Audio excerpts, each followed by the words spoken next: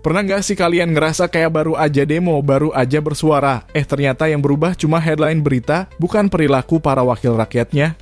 Euforia protes udah reda tapi anggaran mereka justru membengkak. Iya, yang kali ini naik bukan BBM, bukan sembako tapi dana reses DPR RI dari sekitar 400 juta, melonjak jadi 702 juta rupiah per anggota per masa reses. Beberapa bulan lalu ribuan orang turun ke jalan. Suara rakyat menggema di depan gedung parlemen menuntut efisiensi, transparansi, dan penghapusan tunjangan-tunjangan yang dianggap berlebihan. Tapi sekarang, ketika publik baru menaruh sedikit harapan, keputusan baru dari DPR datang seperti tamparan halus dan pahit. Wakil Ketua DPR, Sufmi Dasko Ahmad, buru-buru kasih klarifikasi. Katanya, ini bukan kenaikan, tapi penyesuaian indeks kegiatan. Artinya anggota Dewan diwajibkan mengunjungi lebih banyak titik di daerah pemilihannya. Dana ini, kata Dasko, bukan buat pribadi, tapi buat kegiatan reses. Masalahnya, publik keburu skeptis. Karena selama ini berapa banyak sih dari kita yang pernah benar-benar didatangi anggota DPR waktu reses? Lucunya di tengah klarifikasi itu muncul kasus salah transfer.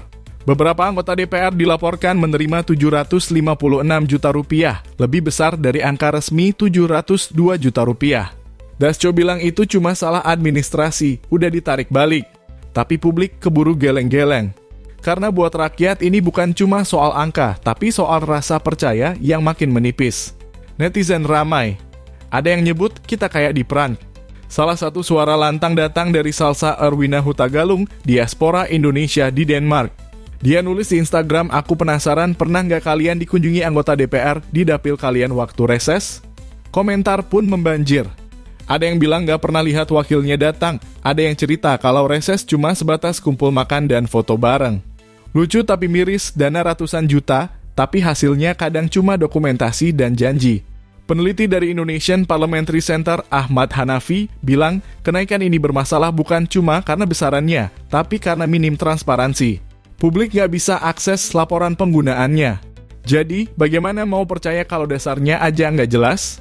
Hanafi bahkan mengingatkan setiap Rp1 pajak rakyat seharusnya balik ke rakyat 10 kali lipat manfaatnya. Menanggapi tekanan publik, DPR janji bikin aplikasi pelaporan reses. Katanya nanti tiap anggota wajib unggah laporan kegiatan lengkap dengan foto dan titik lokasi. Kedengarannya keren, tapi publik udah sering dengar janji serupa yang ujungnya entah jalan atau berhenti di rapat.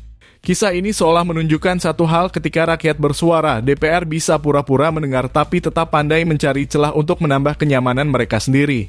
Mereka menyebutnya penyesuaian indeks. Tapi di mata publik, ini terasa seperti peran politik versi parlemen.